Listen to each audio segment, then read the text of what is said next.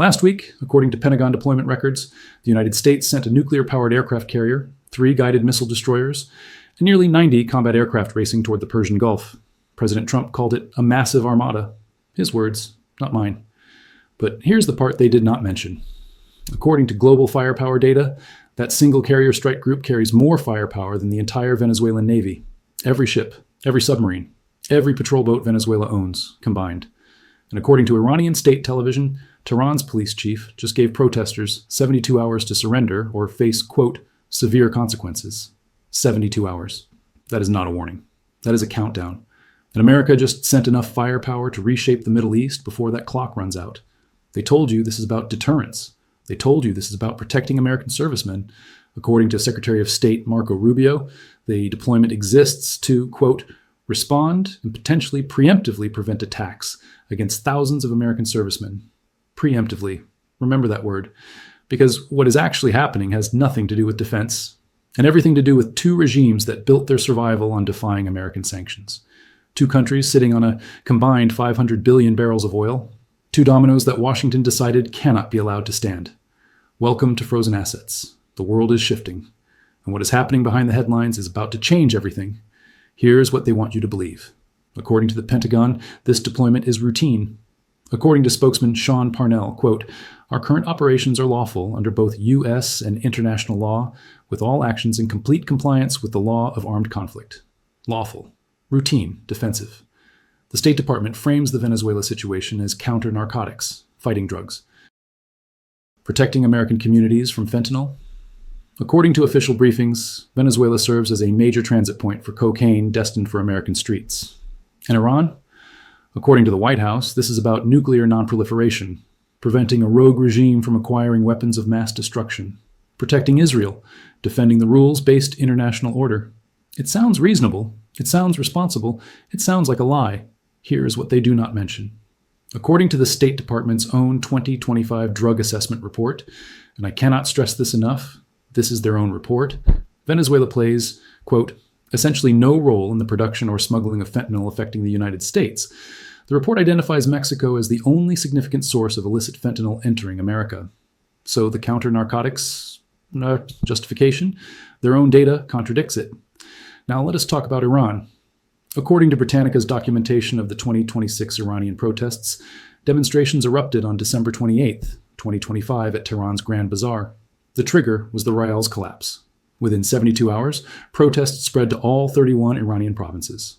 According to leaked Ministry of Health estimates reported by human rights organizations, the death toll has exceeded 30,000. The Iranian government admits to 3,117. According to the same documentation, security forces have arrested over 26,000 protesters. This is not about nuclear weapons. This is about a regime killing its own people, and an American armada arriving just as that regime issues surrender ultimatums. Michael Shifter, director at the Inter-American Dialogue, stated the obvious. Quote, even though Venezuela serves as a transit point for cocaine shipped mostly to Europe, not the U.S., the administration has largely framed the relentless military pressure in terms of fighting drugs. Its stance on whether it is seeking regime change, which seems to be the real objective, has been ambiguous. Ambiguous. That is diplomat speak for lying. Now let me show you exactly what America just sent to the Persian Gulf. According to U.S. Naval Institute tracking data, Carrier Strike Group 3 centers on the USS Abraham Lincoln, hull number CVN-72.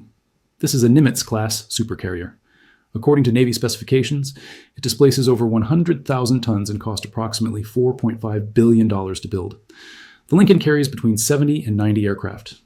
According to official Navy records, Carrier Air Wing 9 embarked with FA-18E and F Super Hornets from 3 strike fighter squadrons, VFA-14, the top headers, VFA-41, the Black Aces, VFA-151, the Vigilantes. But here's where it gets interesting. According to Marine Corps documentation, the air wing includes F-35C Lightning II stealth fighters from VMFA-314, the Black Knights, 5th-generation stealth aircraft, invisible to most radar systems, capable of penetrating the most sophisticated air defenses Iran possesses. 3 Arleigh Burke-class destroyers escort the carrier, the USS Frank E. Peterson Jr., DDG-121, the USS Spruance, DDG-111, the USS Michael Murphy, DDG-112. According to Navy weapons specifications, Each destroyer carries up to 96 vertical launch cells, Tomahawk cruise missiles, Standard missiles for air defense, the Aegis combat system for ballistic missile interception. Do the math. 3 destroyers, nearly 300 launch cells, plus whatever the carrier's escorts carry, plus the air wing. That is not a defensive deployment. That is an invasion force. Now compare that to what Venezuela actually has. According to Global Firepower's 2026 assessment, Venezuela claims 41 naval vessels on paper. Sounds substantial. Until you look at what actually floats. According to naval analyst H.I. Sutton's 2023 assessment for covert shores, Venezuela's 6 Lupo-class frigates have degraded to the point where only 1, possibly 2, remain operational. Their 2 Type 209 submarines, delivered in the 1970s, have not conducted operational patrols in years. The S-31 Sabalo was photographed sitting in a dry dock at Dianca Shipyard in April 2025. According to the International Institute for Strategic Studies 2024 assessment, Venezuela's Navy is, quote, at the verge of obsolescence. Let me put this in perspective. The USS Abraham Lincoln alone displaces 100,000 tons. According to my calculations, based on published displacement figures, Venezuela's entire operational navy, every ship that can actually put to sea, totals roughly 25 to 30,000 tons. One American aircraft carrier outweighs Venezuela's entire fleet 3-1. Trump was not exaggerating when he said the Iran Armada is bigger than what he sent to Venezuela. He was making a point. The point is that American naval power operates on a scale that makes regional militaries irrelevant. Brazilian maritime scholar Andrea Resenda assessed that Venezuela maintains only, quote, brown and green water capabilities, end quote, coastal operations, harbor defense, nothing that could challenge a carrier strike group in open water. The only genuinely operational offensive weapons Venezuela possesses came from Iran. According to Treasury Department sanctions documents dated December 30th, 2025, Venezuela received 4 PACAP-3 fast attack boats from Iran in 2023. These carry Kausar anti-ship missiles, Iranian weapons, on Venezuelan hulls, which brings us to the connection Washington does not want you to understand. According to United Against Nuclear Iran tracking data, Iran has shipped over 20 million barrels of oil to Venezuela since 2020. Not sold, shipped, under swap arrangements where Venezuela delivers 2 barrels for every one it receives. According to the same organization, a $117 million contract brought 400 Iranian technicians to repair Venezuela's El Palido refinery. A broader $500 million agreement covers the Paraguana refining complex. According to Anadolu Agency reporting on the June 2022 summit, Iranian President Raisi and Venezuelan President Maduro signed a 20-year strategic cooperation agreement. Raisi stated, quote, the relationship between Iran and Venezuela is not a normal diplomatic relationship, but a strategic relationship between 2 countries that have common interests, common visions, and common enemies. Common enemies. He means America. According to those December 2025 Treasury sanctions, Iran has transferred Mohair series drones to Venezuela since 2006. Venezuela rebrands them as the ANSU series. The ANSU-100 launches Iranian Qiyam guided bombs. The ANSU-200 features stealth characteristics. Treasury-sanctioned Empresa Aeronautica Nacional S.A., called IANSA, for overseeing assembly of Iranian drones worth, quote, millions of dollars. Venezuela also received Zamora 5, 1 loitering munitions. According to defense analysts, these are modeled on Iran's Shahed 136 drones, the same weapons Russia uses against Ukrainian cities. But the military cooperation goes deeper. According to the Jewish Institute for National Security of America, Iran and Venezuela have coordinated on ballistic missile technology. Venezuelan military officers have trained at Iranian facilities. The Quds Force, Iran's external operations arm, maintains a presence in Caracas. According to Iran International reporting on what Venezuela stands to lose after Maduro's capture, Iranian investments in Venezuela exceed $2 billion. Joint manufacturing facilities, refinery contracts, drone assembly plants, a network built specifically to circumvent American sanctions. And here is the detail that should concern everyone. According to congressional testimony, Iranian operatives have used Venezuelan passports for international travel. Venezuela's intelligence services have provided documentation to Hezbollah operatives. The Maduro government issued over 10,000 Venezuelan passports to individuals from Middle Eastern countries with no legitimate connection to Venezuela. This is not an alliance of convenience. This is infrastructure, a parallel system designed to function outside American financial and military reach. According to Treasury Department data, both countries pioneered cryptocurrency sanctions evasion. Venezuela launched the Petro, a state-backed digital currency theoretically backed by oil reserves. Iran developed similar mechanisms. Both use Chinese financial institutions as intermediaries. The shadow fleet of 383 vessels represents just the visible portion of this network. According to shipping analysts, the actual number of vessels involved in sanctions evasion likely exceeds 500 when you include ships that periodically join the network. Iran and Venezuela are not separate problems. They are the same problem. Two nodes of the same sanctions evasion network, two regimes that survive by helping each other circumvent American economic pressure. According to United Against Nuclear Iran, 383 vessels operate in Iran's ghost fleet. They use AIS, transponder spoofing, false flags, and ship-to-ship transfers to move oil. Venezuela uses identical methods. And according to trade data, China absorbs 81.7% of Venezuelan oil exports and 90% of Iranian exports. China, Russia, Iran, Venezuela. This is not a collection of unrelated crises. This is a system. And America just sent carrier strike groups to 2 points on that system simultaneously. This is not new. This is ancient. In 1953, according to declassified CIA documents, the United States and Britain orchestrated Operation Ajax. They overthrew Iran's democratically elected Prime Minister Mohammad Mossadegh. His crime? Nationalizing Iranian oil. According to those documents, the operation cost less than $1 million.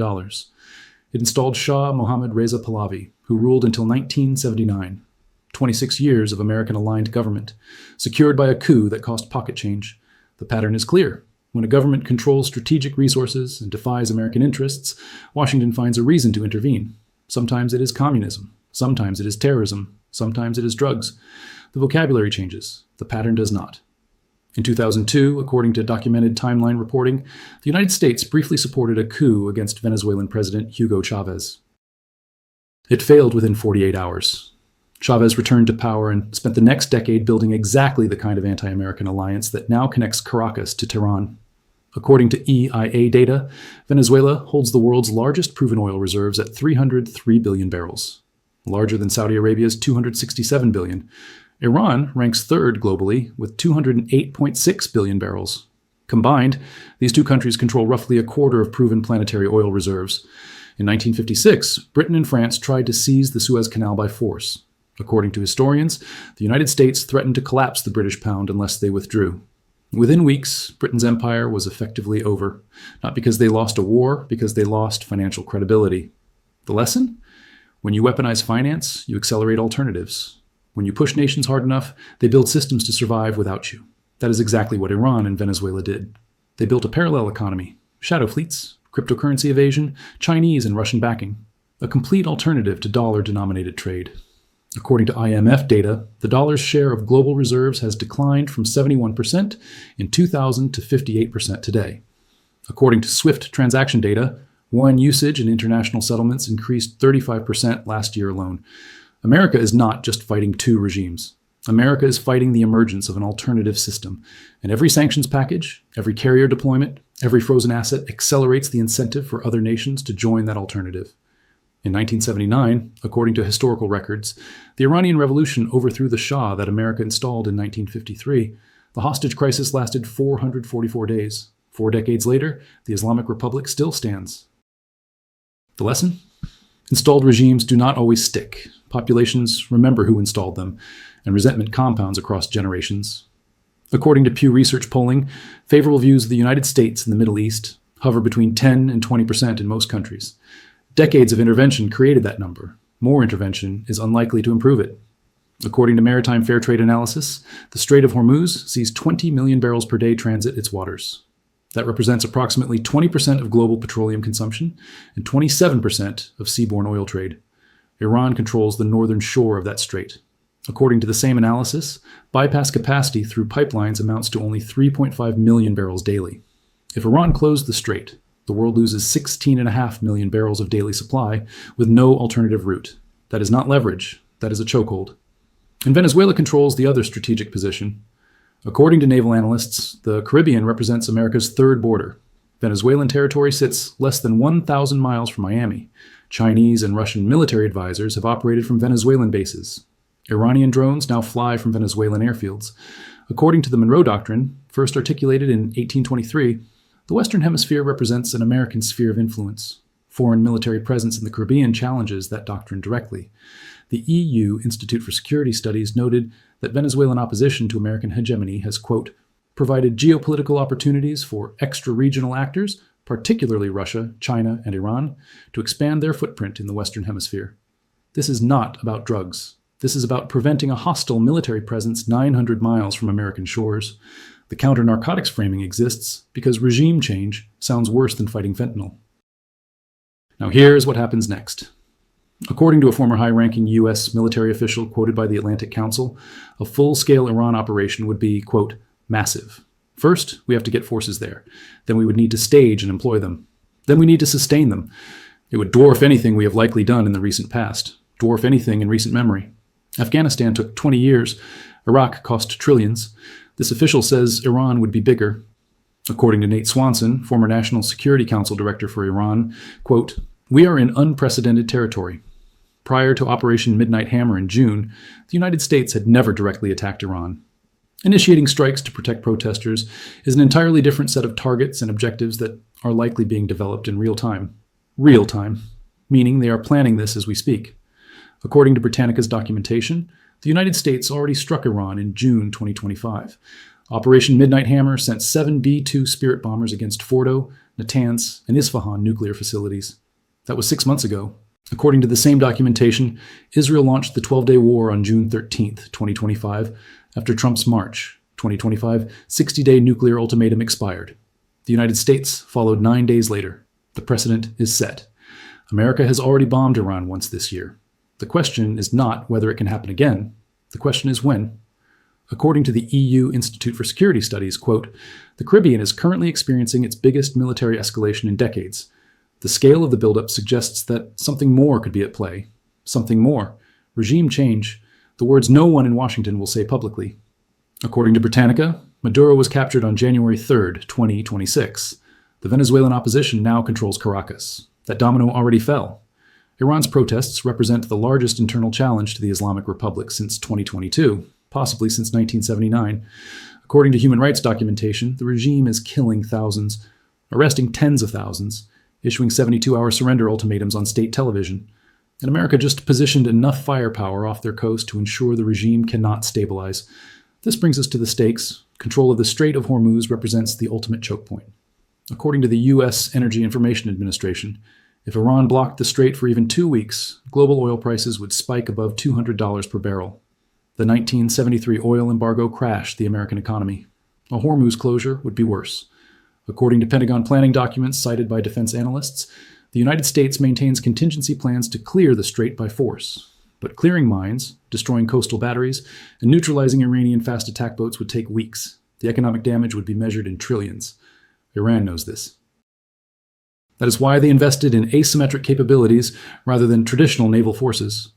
According to the Center for Strategic and International Studies, Iran operates over 1,000 fast attack craft capable of swarming tactics.